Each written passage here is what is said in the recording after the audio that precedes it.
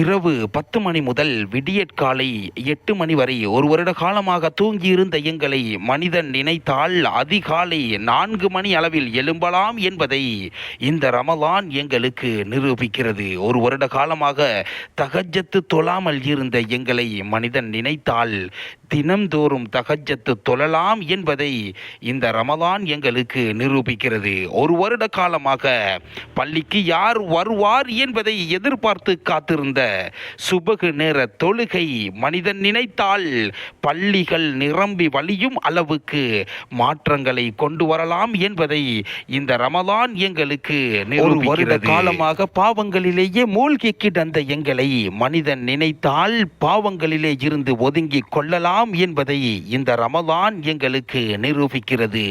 ஒரு வருட காலமாக ஒவ்வொரு நேரங்களில் சாப்பாட்டை உண்டு கழித்த எங்களை மனிதன் நினைத்தால் மனைவி பிள்ளை குடும்பங்களுடன் ஒன்றாய் சேர்ந்து அனைவருமாய் அமர்ந்து ஒரே இடத்தில் ஒன்றாய் சாப்பிடலாம் என்பதை இந்த ரமலான் எங்களுக்கு நிரூபிக்கிறது. மேனியில் பட்டிருக்கும் தூசை தட்டுவதற்கு கூட ஆள் இல்லாமல் மூளையில் கிடந்த குர்ஆனை மனிதன் நினைத்தால் எந்நேரமும் அந்த குர்ஆனை ஓதலாம் என்பதை இந்த ரமலான் எங்களுக்கு நிரூபிக்கிறது. ஒரு வருட காலமாய் யாராவது எங்கள் கண் முன் கையேந்தி நின்றால் கணக்கு பார்த்து கொடுத்த எங்களை மனிதன் நினைத்தால் தான தர்மத்தில் கணக்கே இல்லாமல் கொடுத்து பிறருக்கு உதவலாம் என்பதை இந்த ரமலான் எங்களுக்கு நிரூபிக்கிறது.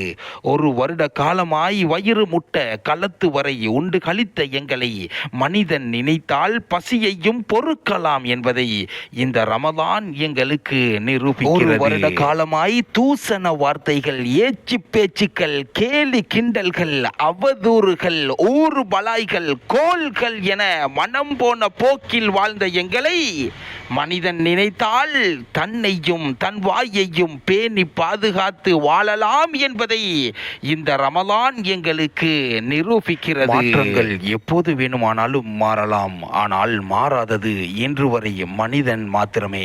ரமலான் மாதம் எங்களை வந்திருக்கின்றது என்று வெறும் வார்த்தைகளால் கடந்து விடாதீர்கள். அந்த ரமலான் மாதம் எங்களுக்கு சொல்லித்தரும் பாடத்தை நன்கு நினைவில் கொள்ளுங்கள். மாற்றங்கள் வர வேண்டியது மனிதர்களிடத்தில் தான். எனவே மாற்றங்களை இதற்கு பின்பாவது கொண்டு வருவோம் இன்ஷா அல்லாஹ்.